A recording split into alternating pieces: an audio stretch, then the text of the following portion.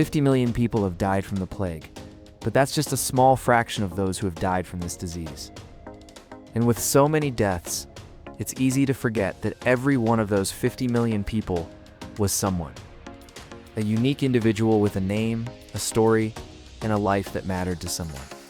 And that's why today, we're going to take a closer look at the plague and tell the stories of some of its victims.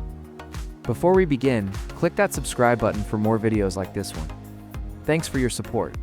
One bite, half of Europe. Gone in 1347, the Black Death arrived in Europe after traveling across the Asian continent.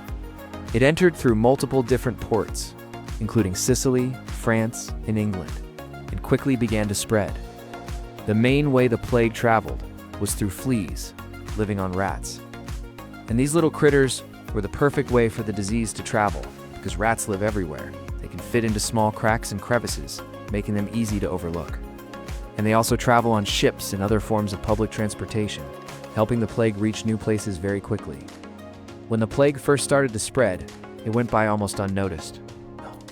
Some people got sick and others died, but nobody really knew why. The disease continued to spread though, and soon there were thousands of people dying each day.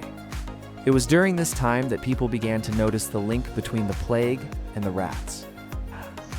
They saw that wherever the rats were, the plague followed. This led to an attempt to get rid of the rats, but this only made things worse. When the rats were driven out of their hiding places, they sought new homes on humans.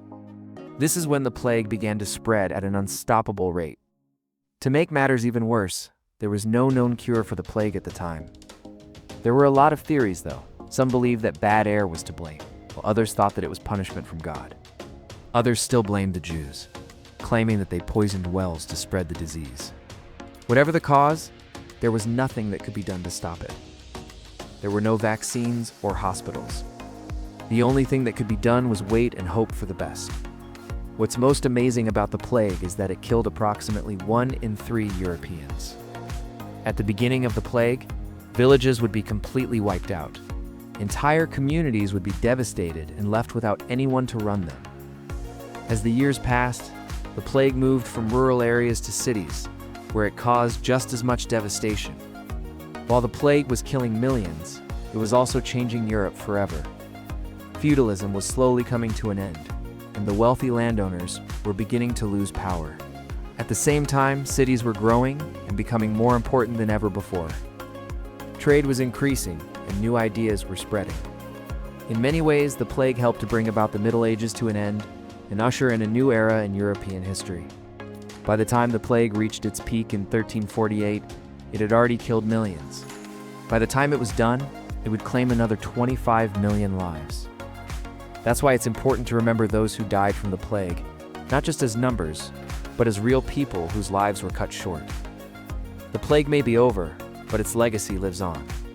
It's a reminder of the power of disease and the importance of fighting for a better world. If you want to learn more about the plague, check out the resources in the description below. Thanks for watching. See you next time.